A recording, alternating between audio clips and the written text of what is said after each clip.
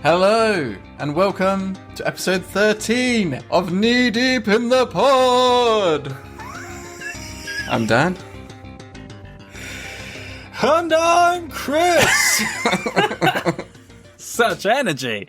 And this podcast is basically a place for us to talk about games and reminisce about the good old days when we actually had time to play them. And this week, we're going to be talking about PC versus consoles. But before we dive into that, Chris, what have you been playing lately? Well, my friend, I have been spending a bit of time. I'm continuing a theme from the last episode. Another co-op game for you. You okay. Let me just brace myself. Hit me. You look sufficiently braced. With my wife, I have been playing a bit of Untitled Goose Game. Oh my goodness, that's a blast from the past. Is it? I think it's... How old is it? I mean, I've not played it, but I remember hearing about it, like, probably at least 5 years ago. You know what? It was exactly 5 years ago. It came out in September 2020. How about that? There you go. I mean, by our normal standards, that's bang up to date. That's actually extremely modern. So, I've been playing some Untitled Goose Game. What can I say about this game? I mean, you can play it by yourself, but I've been playing with my wife, and we're both controlling a goose. The same goose, or like one each? Different goose, or different geese. Okay. One geese each.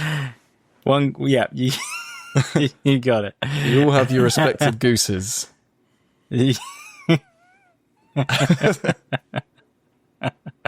So you've got your geese, and you're swanning about town. Oh dear. Ducking under fences. I'm out of bird puns. Yeah, I got nothing. Yeah. So anyway, got to try and wing it. I'll cut that. I'm sorry. We'll fly right past that one. Oh dear. You make. I got to stop egging you on.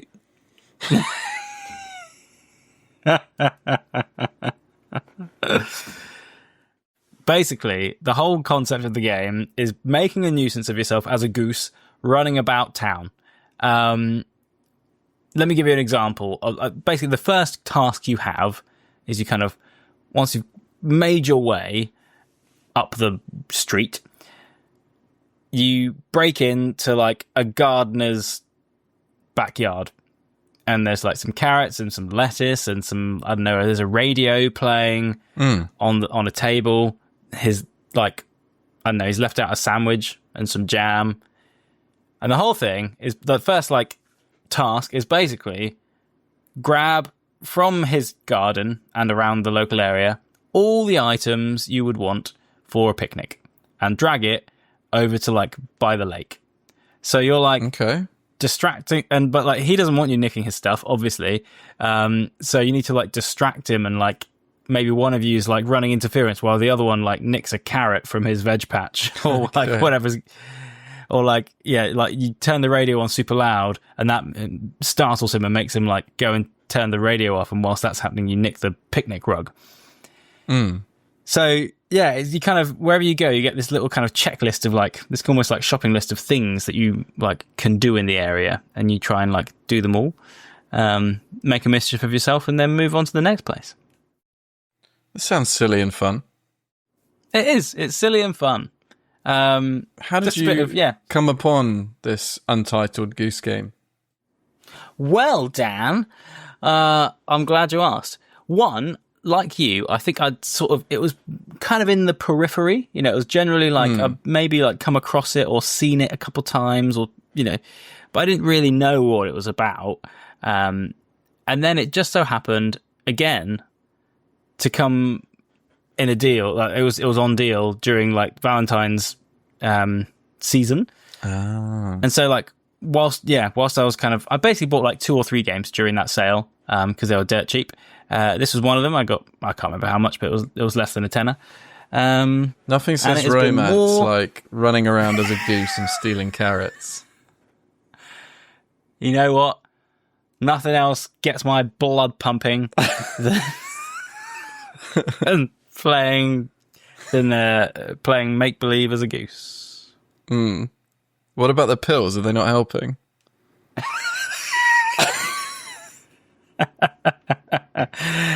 Oh no, they still work, but it's the side effects. It's the side effects that get me. Just uncontrollable flatulence. Which is already a problem.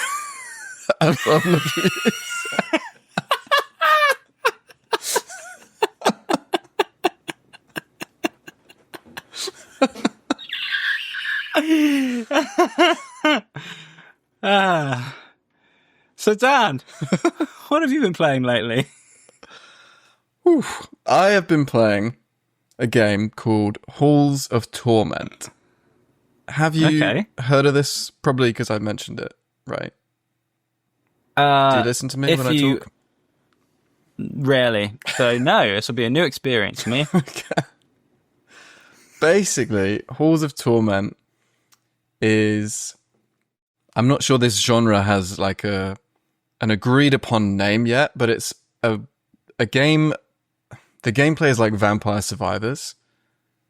Yeah. You might call it an auto shooter because basically you're controlling the movement, but your character is constantly like firing their weapon or whatever. And there's swarms of enemies all the time coming at you. And you got to sort of dodge among them, killing as many as possible and leveling up along the way. Mm-hmm. And the skill is basically in like how you move your character and how you decide to level up. So whenever you collect enough experience, you can choose. You can choose from a handful of abilities, basically. Right. Do you want more health or do you want more damage, etc., etc.? You also get items and stuff. It's quite. I was going to say complex. It's not that complex. It's quite simple, but I think there is a good amount of skill in. Like when I first started playing, I thought this is super fun, but like, where's the skill? Right. But there is actually like quite a lot of skill, and I think that becomes apparent the more that you play.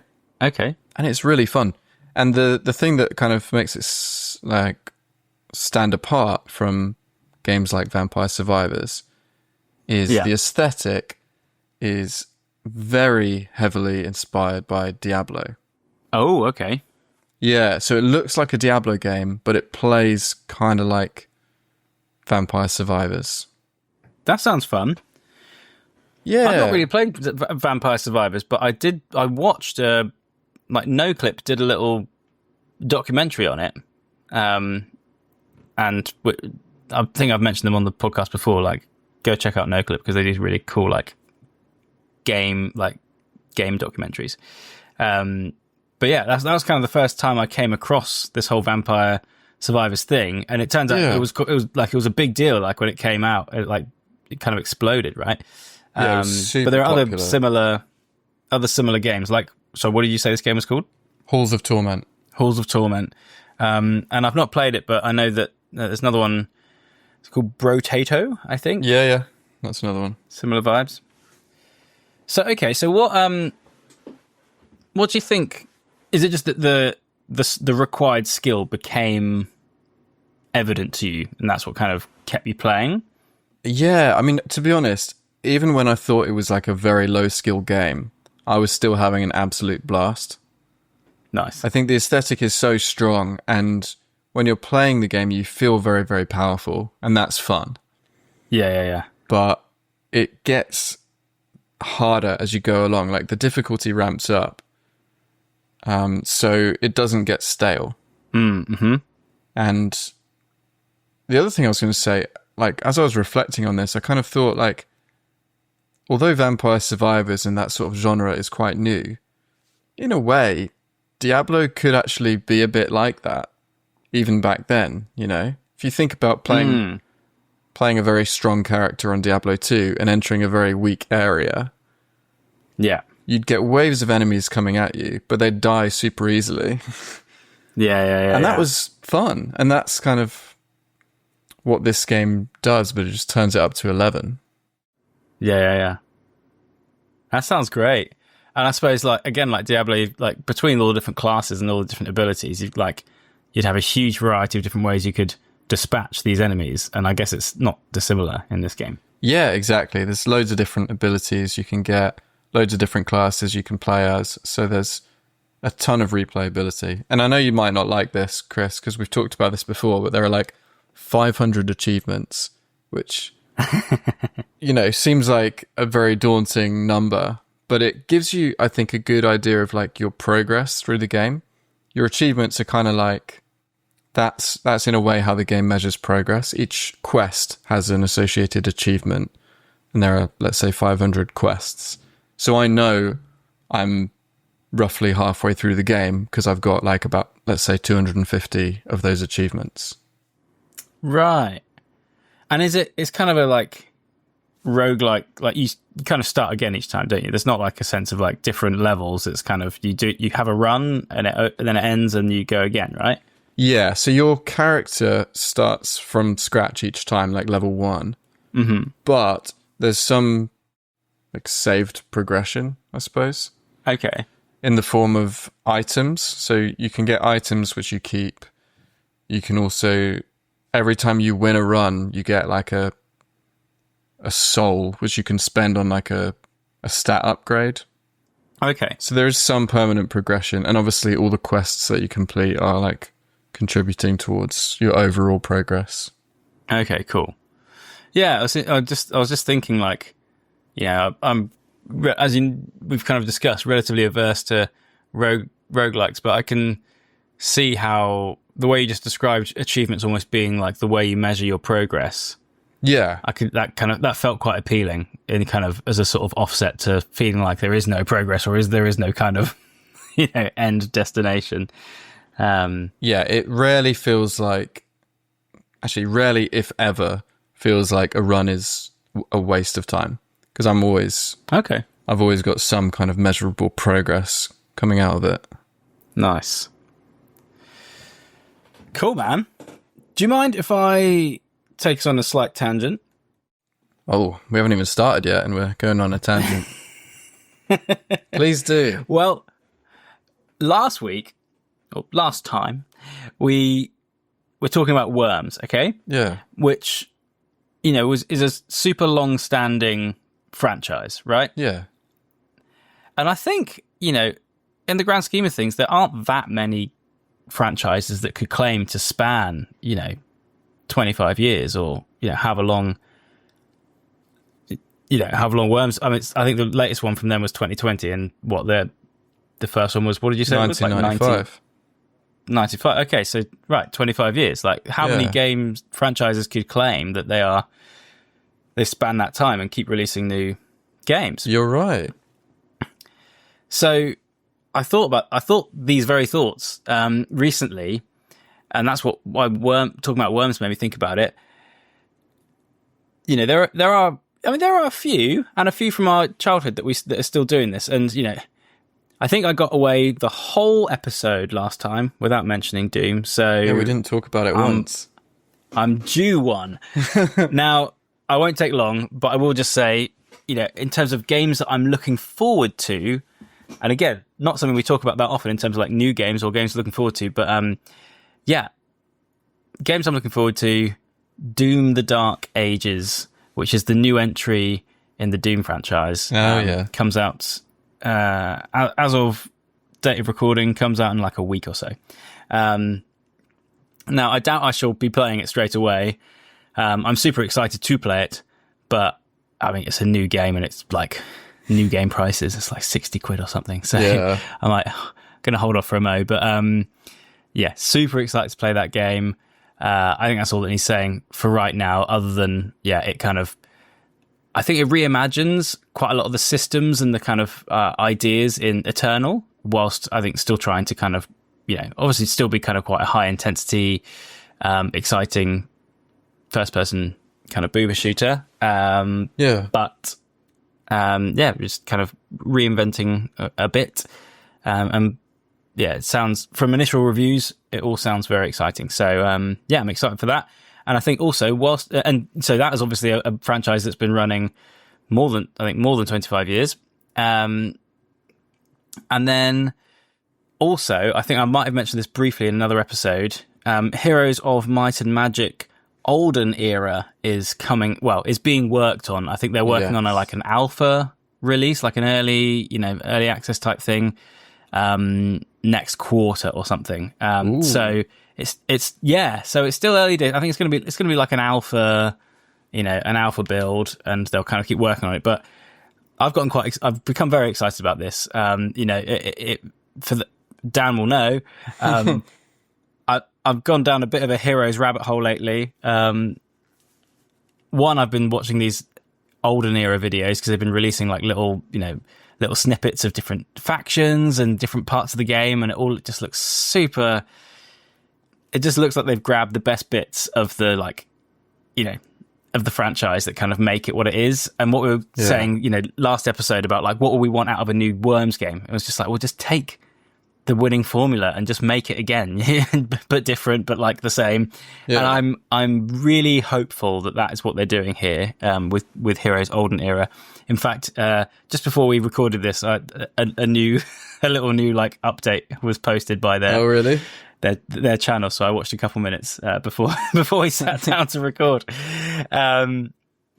And it was some changes they've made based on community feedback. So I'm kind of quite excited that they're kind of listening to feedback and stuff as well. So, yeah.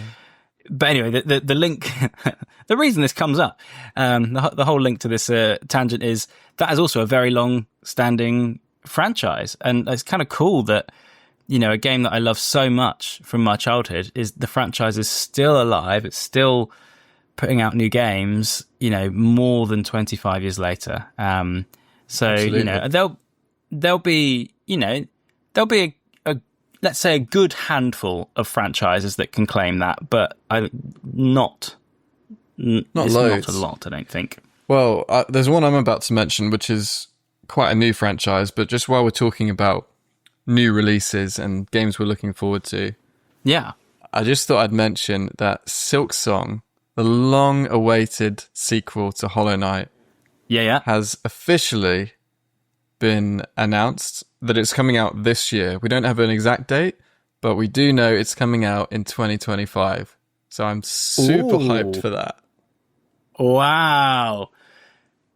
We might have mentioned in previous episodes, like, the amount of, like, press and, like, speculation that, like, has been going on for Silksong is outrageous. Like, the amount of articles I see about it and being like, looking forward to Silksong. Well, tough luck because this is what the devs said last time, or like this is what they revealed, or like the amount of speculation is just like it's constant and all the time. Like it's not quite like Half-Life 3 levels, but it's kind of almost like it's similar in just how much. Yeah. So yeah, that is very exciting. It's very highly anticipated, as you say, and it's obviously a sequel of one of your favorite games ever. There's a YouTube channel called Daily Silksong News, and this guy posts a video every single day, and I think he's up to like day 1000 and something. Wow. And almost every day, it's just a 30-second video that says, hello, this is day whatever of Silksong News. Yeah. There's no news. He's been doing that every day. I was going to say, you must run out of content. You can't. Yeah. Even the most skilled content creator must struggle. Fantastic.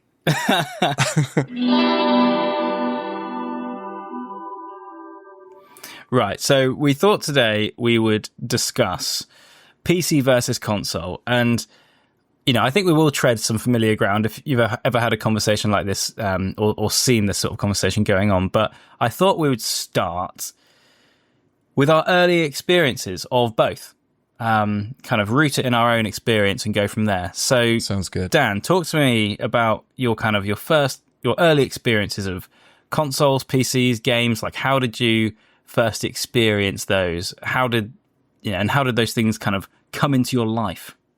Okay, so my first console, I think, was actually the Super Nintendo. I never had a Game Boy. I remember. I remember a lot of people, had Game Boys growing up. I always wanted one. Yeah. Never got one, but I did get a Super Nintendo. After that, it was then PlayStation, PS2, the Wii. Yeah. And more recently, I've got a Switch, which I almost never play. Really? Oh, man. Yeah, we'll talk about that. But what about you? Okay. I think my earliest experience of like gaming in my own home would have been like my dad's Acorn Archimedes, which not a console as such. it's not a console; it's a PC. Yeah. It's kind of an early PC, and it's like if you sat down and used it now, I think it's got the kind of hallmarks of like of a Windows machine essentially. Like it wasn't a Windows operating system, but it's kind of got a taskbar and icons on a desktop, and it's got that kind of graphical user interface that you vaguely recognize. Yeah. But anyway, I didn't care about any of that. I just cared that it had some games on it. So I mean, the one that my dad would play like loads was Tetris. So like I became quite familiar with that version of Tetris. But I wasn't like, I would give it a go, but I wasn't that great. My dad was amazing, but I was not very great. But there was like space meteor type games, and there was like a maze. I don't think it was like the original Wolfenstein game, but there's some sort of like, someone's castle, something or other castle game. And it's kind of a, you sort of run around this 2D kind of line drawing castle and like and you sort of dodge the guys with swords and you're trying to get treasure and that kind of thing. Okay. So anyway, some kind of pretty basic games there. And like, again, like I think we weren't, particularly well off. So I think my dad wouldn't have been able to just like afford, like it was quite an expensive machine, I think at the time. Yeah. But it was like the school got it, or the school was getting rid of it, or there was something like that was happening. And so my dad kind of took the opportunity and said, well, if you're getting rid, could I have it? Sort of thing. So anyway, that was kind of the first like gaming thing in my house. And you mentioned the SNES in your house. I mean, I really remember that. I really remember coming around your place and like playing Donkey Kong, playing Mario, being just like blown away, and like it was it would be a real.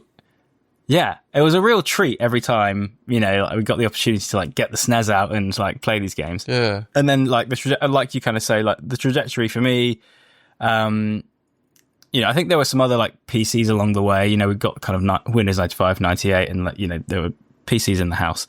But then also my first console was a PlayStation, like mini. Then it was the PS2 Slim, and then PS3, Xbox One. I did have a Game Boy actually. I was about to say I didn't own any like Nintendo consoles, but a Game Boy is, I guess, like a handheld console. So yeah, I did have one of those. I forgot to mention actually, at one point I bought my stepbrother's PSP. Oh yeah, off him. So I got a mate to like crack it so I could play all these sort of homebrewed games. Yeah, That was quite fun. A colleague of mine he wasn't like particularly a gamer, but he had a PSP, or a PS Vita, or like whatever, the PlayStation handheld of the time. Yeah. And he was just like, when I go on holiday, I take it along with a few games, and that's like my chill out by the pool thing. And I play it there constantly for a week. When I come back, goes back in the box. And like, see you next year. Until next time. Yeah, seriously. So it's interesting then that neither of us had an N64 or a GameCube, which were two very popular consoles. And I think that what consoles you own growing up really like define your sort of gaming experience. And I think that's probably a big part of the reason why neither of us has played a Zelda game. Is that correct? Yeah. I think you're until you absolutely played right it on the there. mini SNES, right? Yeah, I'm like halfway through a playthrough of Zelda. Is it like a Link for whatever the one on the mini SNES is? Yeah. Yeah. Like, is it a Link of Time? I don't know. Link to the Past. Link to the Past. Thank you. Yeah. So yeah, real like limited experience of kind of Nintendo franchises, except for the little pool of games you had on the SNES. But yeah, like Super Mario Galaxy, I think or Super Mario World. No, Super Mario Galaxy. That was Super Mario. Which was the one? There was one on N64. Super Mario 64. But anyway, yeah. But anyway, and like as you say, like Zelda game, and there was a real gap, and I think even more so than now. I think there, as you say, you were just precluded from playing certain games, and you just couldn't access them if you didn't have the right console. And unless your family was particularly well off, you probably only had you could choose one. Yeah, exactly. And similarly, I was a PlayStation boy. I didn't have an Xbox, which meant I never played Halo. Right. And maybe this is something, well, I don't want to get too nostalgic or kind of read too much into stuff, but something that was, instead of saying something that isn't a deal now, something that was certainly a deal then, in our youth was like going around people's houses to play their consoles and play their games. So like, as I say, I really look forward to going around to yours and playing on the SNES, for example. Or, you guys had a PS2 and a whole load of games for a PS2. And we had just such a laugh, like playing those games together or, watching each other play, whatever, in the lounge. And, and like to your thing on Xbox, I didn't have an Xbox, but there was a gang of guys in my school that had, there were a few of them that had Xboxes and they loved Halo. And I was like missing out, like for a while, this was happening. I didn't even know really. And it became clear that this group of guys would like often end up hanging out after school playing Halo on the Xboxes and like hooking two together to get like 8-player games going on and stuff. And when I actually got to like go to a couple of these, I was like blown away. I was like, this is so awesome. Yeah. This is so cool. And it's not something I could do at home because I didn't have, I mean, certainly I didn't have two Xboxes to hook together and have all the guys around, but I didn't have an Xbox, so I couldn't play. Couldn't play Halo. So, there was a real social aspect. I think there's a real social aspect to consoles to kind of bring it kind of to our topic. And, if we're kind of, putting some things against PC and console and like pros and cons, whatever, I think something that consoles really had going for them was like a real social aspect in that like you would invite people around and you would play on their console because they're like consoles were just inherently set up for like easy to kind of either share or do multiplayer. Yeah, absolutely. I mean, they were designed that way. Like you've got multiple controller ports on a console, but on a PC, you've just got the one keyboard and mouse. Yeah. Although I do have a funny story about a similar kind of thing to what you were saying about, going around a friend's house to play on consoles. But this is about a PC. Because I remember like Tim used to have friends around sometimes and they would all play, this is my brother Tim, they would all play Doom together. Right. And I've got this memory of one time we had a knock at the door and it was one of Tim's friends. And my mum was like, oh, sorry, Tim's away on camp. And this guy was like, I know, but can I play Doom? I just thought it was so funny. It's always stuck with me. That's so great. Oh, now your house, right? I'd be interested to hear. Maybe people listening have different experiences, or maybe like this isn't as unique as I think it is. But your house was really special. One because there was you and all your brothers, and all of you were up for playing games, and so was I. So it was a great place for us all to kind of hang out and play games together. But yours was really the only house I knew that had networked PCs. Yeah, you're right. This was it was something that certainly back then it was more difficult and felt difficult. It was certainly difficult for a bunch of kids that didn't know much about, about anything at the time. Yeah. It was hard to network PCs, but your house was set up, ready to go. And so like a load of our favorite games from that time, we would play multiplayer games of 2, 3, 4 of us all playing in our, in the different bedrooms and kind of shouting to each other from the same team and stuff. Yeah. So those are like treasured memories for me. But I think, I think I was atypical. That's what I'm trying to say. That was kind of, I think, quite atypical for PC gaming of the time. It was more difficult, certainly, for people to kind of in their own home to do multiplayer PC gaming. Yeah, I think you're right. I think those times when we could, get everyone together and have LAN parties and that sort of thing, those times were really special. But with consoles, it was just easy. They're just set up to play multiplayer. And that's why, just as a little aside, I think it's a real shame that the mini SNES only has a handful of multiplayer games. Yeah. Because there were so many brilliant multiplayer games for the Super Nintendo. And yet they hardly included any. I don't know why.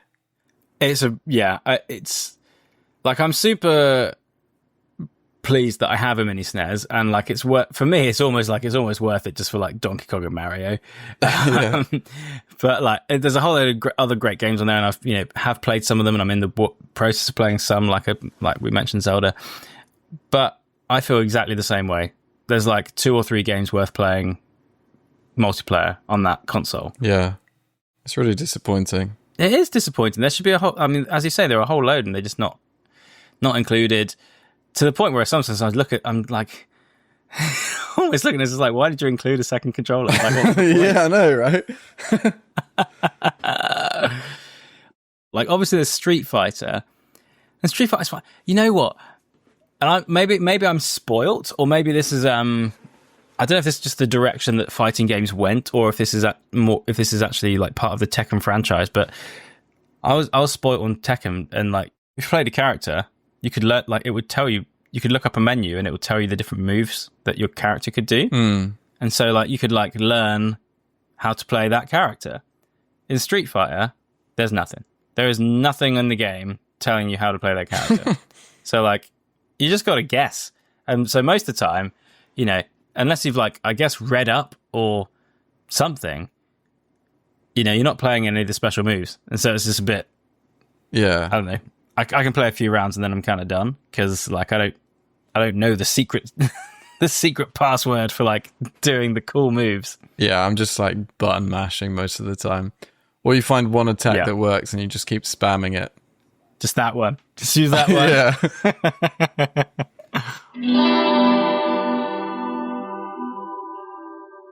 I think all this talk of the mini SNES kind of brings us on nicely to the subject of emulation, because that is a way to basically play console games on PC, or if you want to put them on a handheld device or like a Raspberry Pi, there's plenty of hardware that you can get these days that will emulate like these old consoles.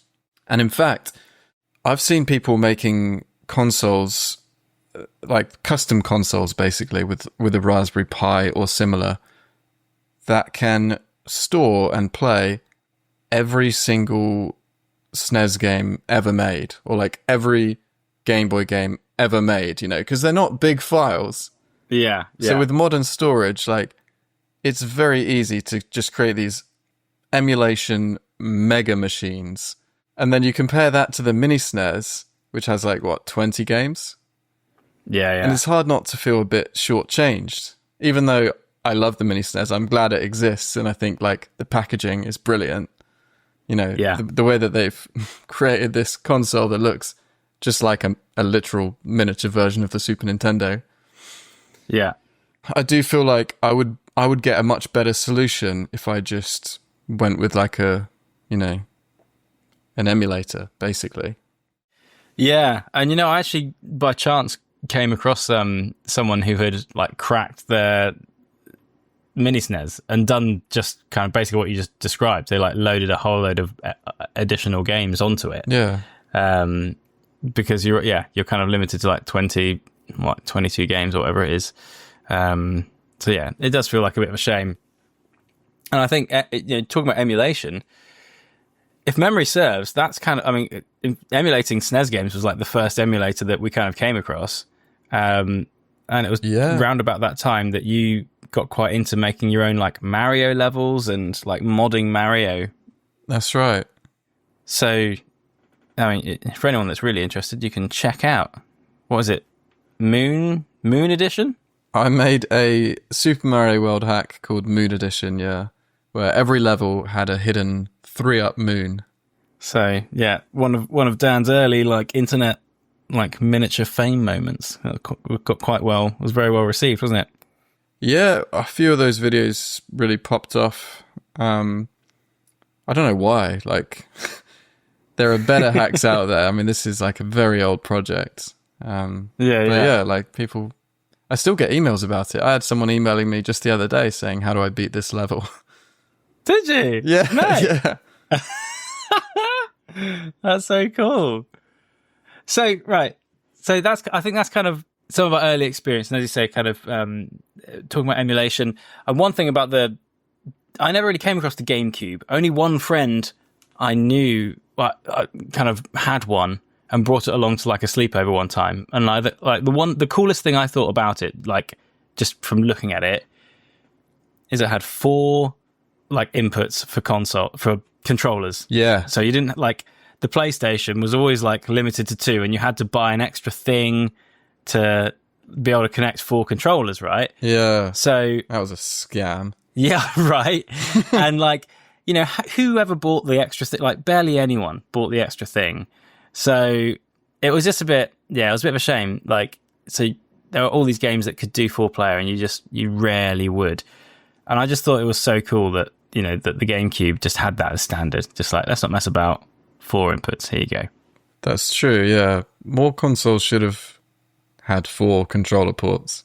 Yeah. I think at one point we had like some third-party multi-tap for the PlayStation or PS2. Yeah, yeah. But I just remember it being really like troublesome. Yeah, I remember it never worked how you wanted it to. No. I bought an official one for my PS2 now, and that works okay. But it's just additional faff. For those, and these days, you know, for those very occasional times where you've got 4 people, you know, to play a game. But I remember just a few years ago, you had like a Nightfire party, right? Like for your birthday. I think I had like a few, like I think it was basically 2 games. It was like, hey, let's play Nightfire and let's play Crash Team Racing. And it was great. That was so fun. Yeah. Nightfire, literally just get the Sentinel and you will get the most kills. You're golden. Yeah. Just fire as many rockets as you can in the general direction of your opponents.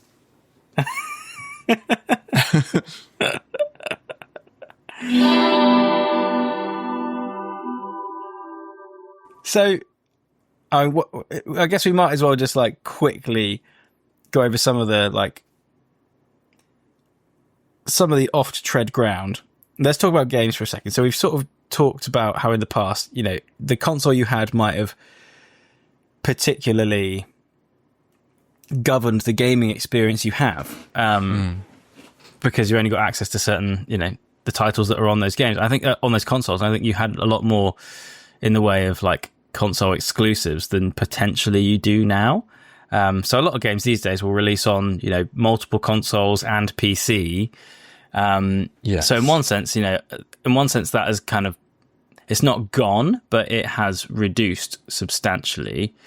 One thing that people might argue PC gamers have as a bit of an advantage, or like an extra string to their bow, I suppose, is through not only Steam, but certainly through Steam, access to a wide variety of like indie and like smaller games, basically, that won't necessarily find themselves onto consoles. And so you've kind of got a wider variety of games that you can play, and often those types of games are very affordable, or more affordable than, you know, traditional AAA games.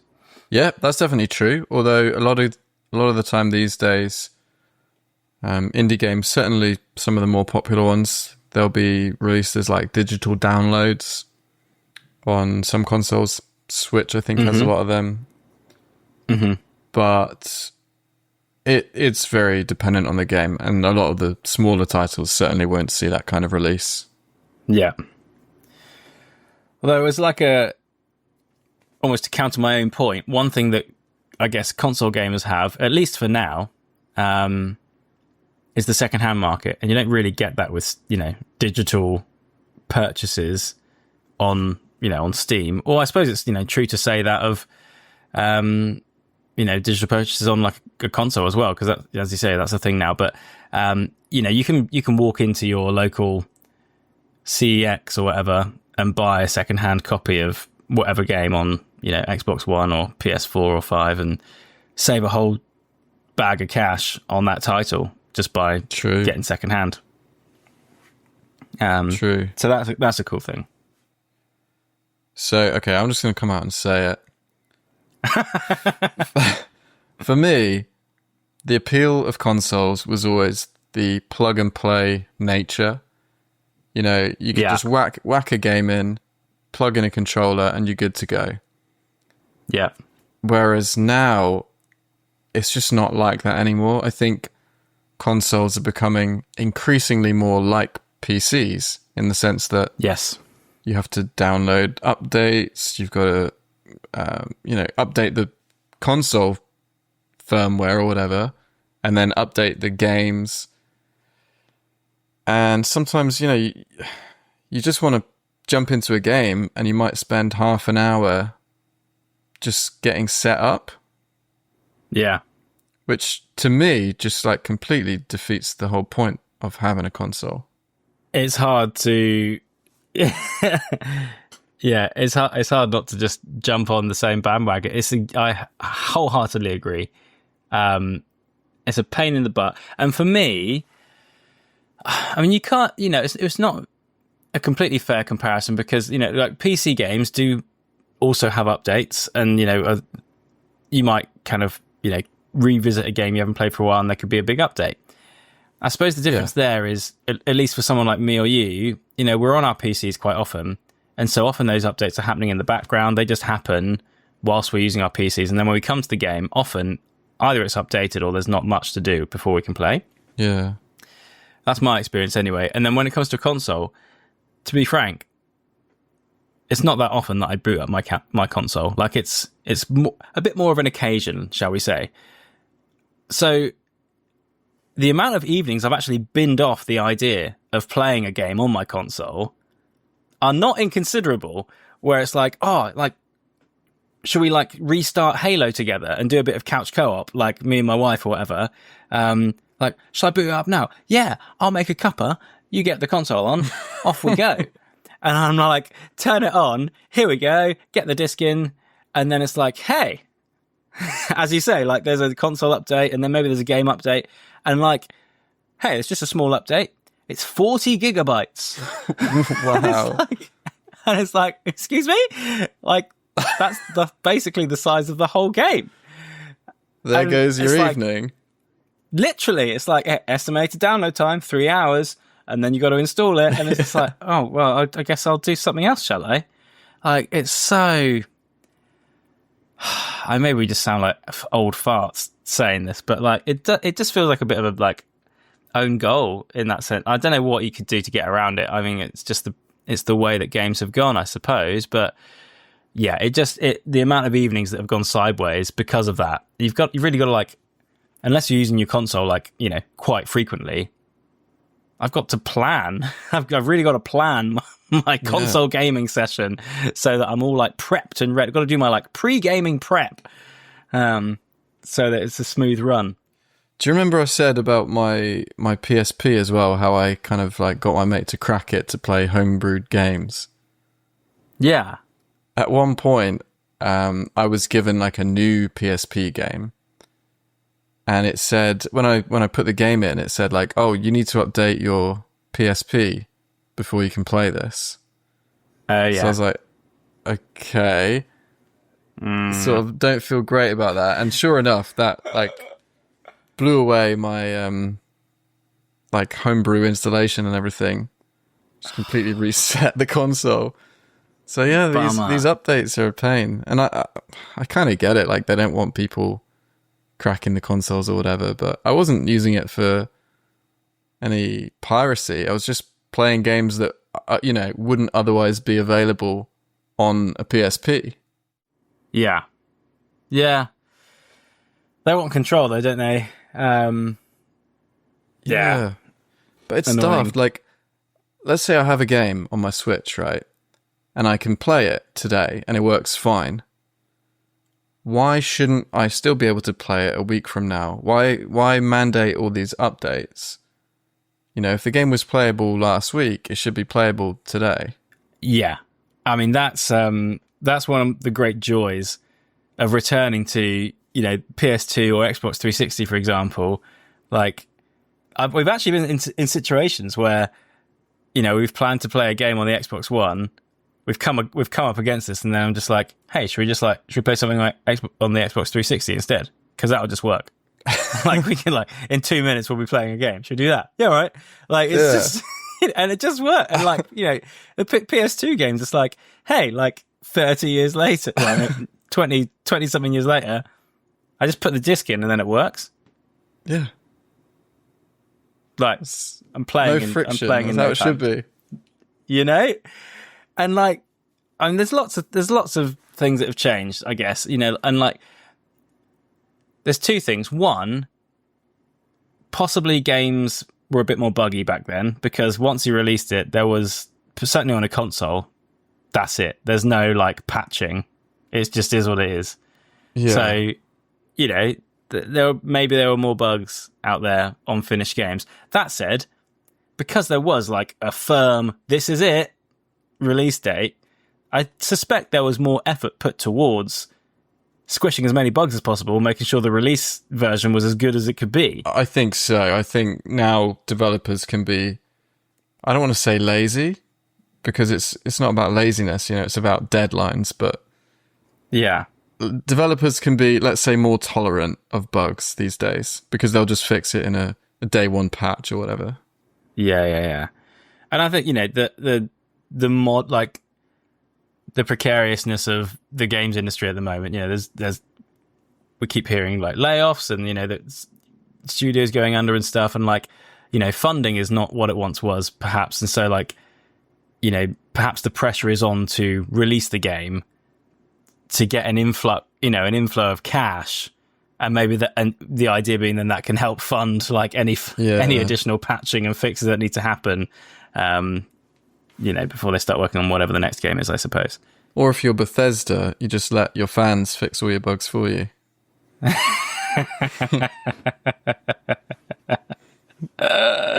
All their features. Hey, they're just fun features for people to make memes about for the next forever. All right. So before we wrap this up. Well, hold on. Oh. You left me dangling earlier. Or you dangled something in front of my face, I should say. What did I dangle? You said... what did I dangle in front of your face?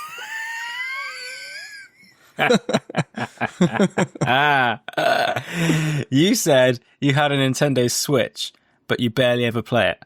And I'll talk about that more later. True. I'm glad you called me out on that. Otherwise, I would have dangled in front of everyone. Wouldn't want you dangling willy-nilly. Quite right.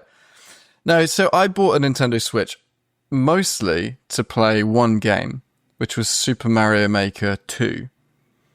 Because I really enjoyed playing Super Mario Maker 1 with my old housemate John. We used to make levels for each other and play each other's levels. And it was great fun. But sadly, I was a bit disappointed by the fact that on the Switch with Super Mario Maker 2, the level sharing feature, which is basically the main selling point of the game, is only available if you pay for a Switch online subscription. What?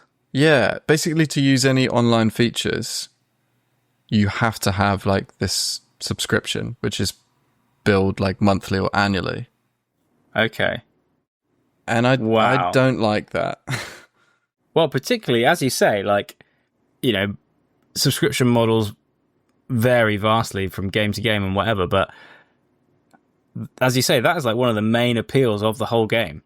Like, if you just wanted a Mario game where you can just play levels and not share anything, there are a whole bunch of Mario titles that you could do that with, and presumably not have to pay any sort of subscription fee. Yeah, it's super annoying. It seems like the direction that because I was careful not to reopen the can of worms that is Super Mario Maker 1. I think we've gone into that in another episode. Your tales of woe and frustration, and it seems they have not made good on those issues in number 2 either. They've made more issues, different ones. Well, they've now shut down the servers altogether for Mario Maker 1, maybe because they weren't getting any money for it anymore. Yeah. Sad times, Nintendo. Yeah. Yeah. Okay. So you don't really play that game because they've got this silly subscription model. Yeah, and I don't have many other games, to be honest. I would really like if I had a Switch right now. I don't have a Switch, but if I did have one, I would really want to play. There's a Donkey Kong Country game on the Switch that I played like half an hour around someone's house one time. That's the other game I own.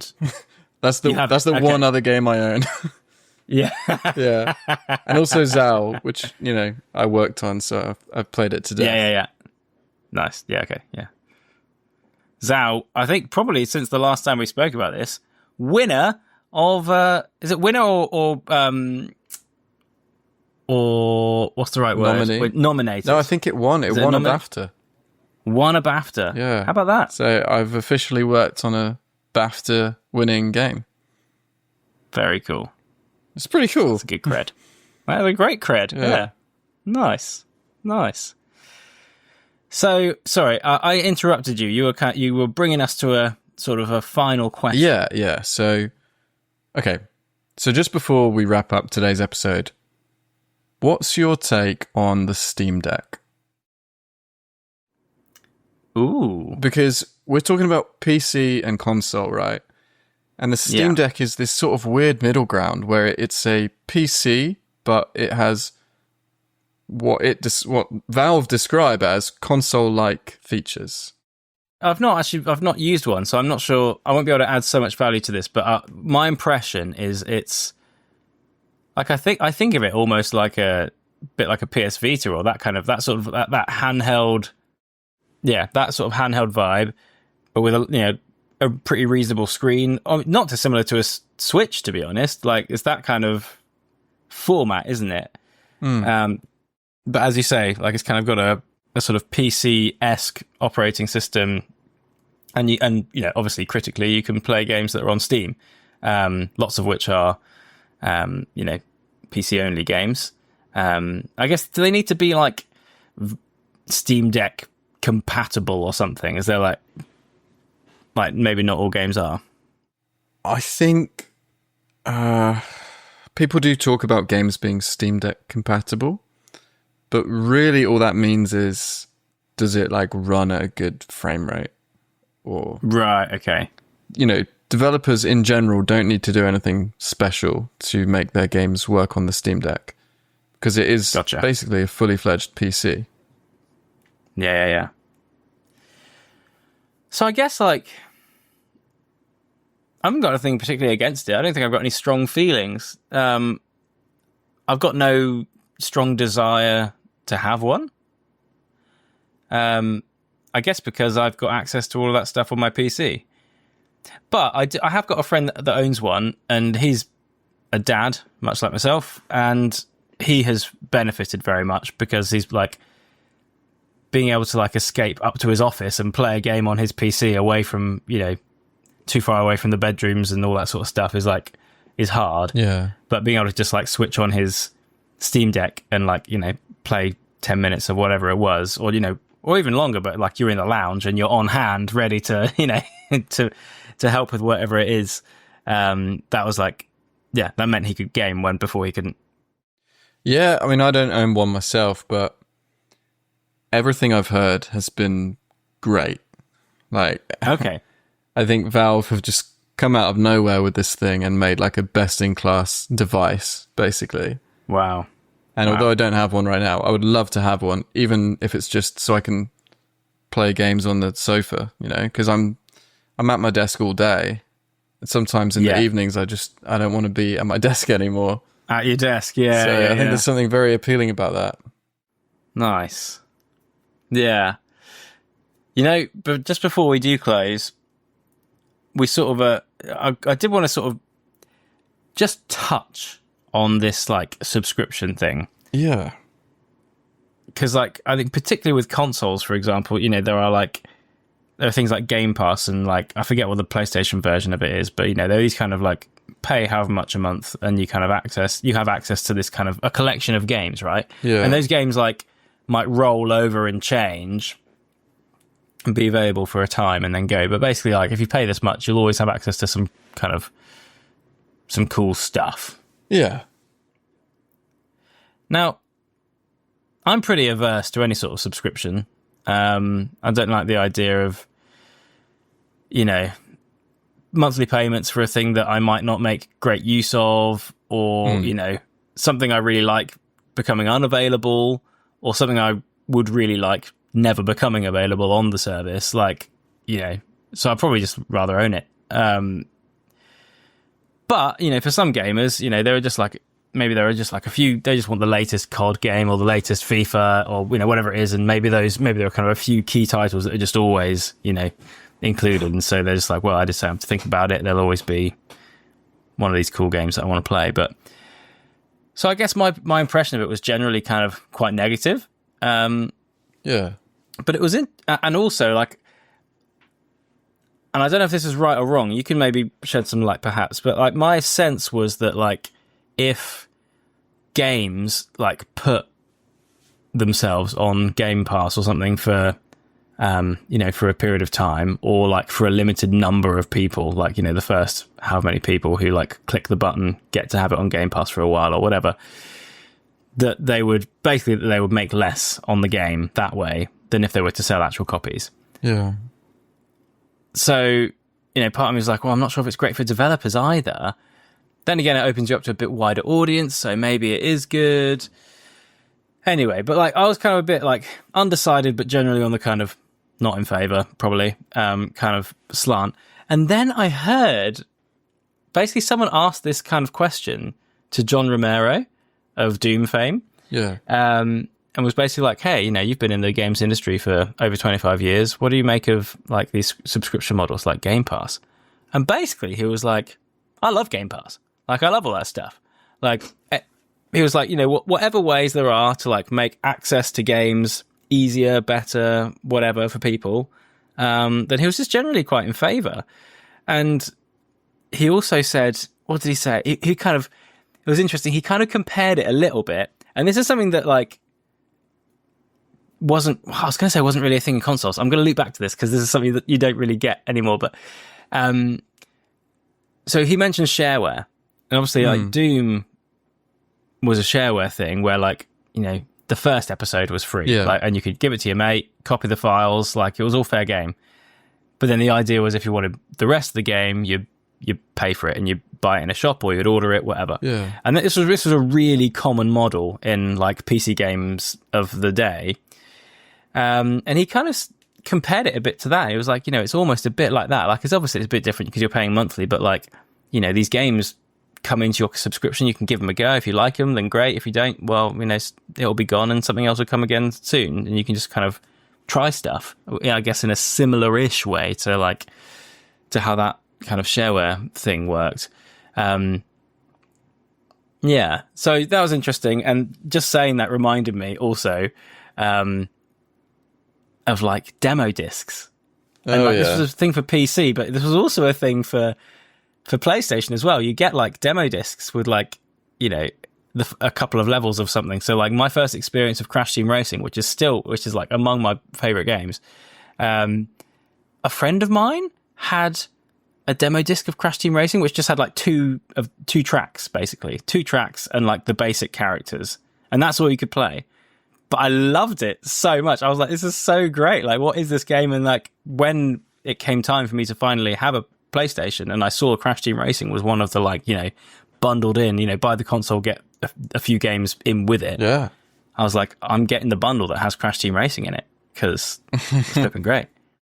These days, I guess the equivalent is like, yeah, maybe get like it turning up on Game Pass, or like, you know, Steam and stuff will do like, you know, play this game, a demo of this game for a few days or for a week or something. So I guess the concept is still there, but it just doesn't feel quite as like, doesn't feel as tangible to me as having like a demo disc. Yeah. So as far as the developer side of things goes, I don't know if developers get a worse deal if their game is on Game Pass. I don't know all the details, but I do know, you know, I've heard of games that have had a release on the PlayStation equivalent or whatever.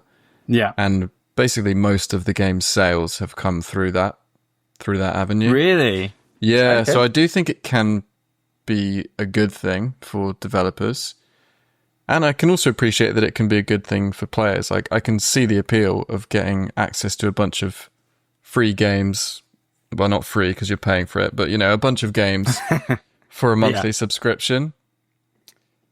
A bit like, you know, streaming services. You know, we have Netflix, and that's great. But I am a little wary of these subscription services because I think, personally, I like to own my games. Yeah. And I think perhaps more so with games than TV shows, although don't quote me on this. I like to go back to them. Yeah. Like, I might go back to them in a year or 2 years or 5 years. Yeah. And you can't do that if the subscription service, you know, has cycled it out. Yeah. But what really concerns me about these subscription services is it becomes the norm, and slowly it takes over like the traditional form of, like, you know, buying games and owning them. And then gradually over time, the price of the subscription increases. And then, because they have like almost a monopoly at that point, you know, they have all the power, the price increases, and then, they start to throw in ads, and they worsen the deal over time for the consumer. And I think we're starting to see that already with like TV streaming services. Yeah. It's like now you get ads as standard and you have to pay more if you want to get rid of the ads. And I just don't like the direction these things are going. I don't like the way that, like, you know, a handful of companies own all the cards and they can kind of set the terms. Yeah. Whoa. This took a turn. Sorry to end on that bombshell. We said we'd do PC versus consoles. The world's just, you know, going to rack and ruin, and these big conglomerates. And that's how I feel about consoles, baby. Well, thanks everyone for tuning in to Knee Deep in the Pod. This was our take on PC versus consoles. Yeah. Thanks for listening, everyone. We won't see you in the next one, but you'll hear us if you decide to. Please come back.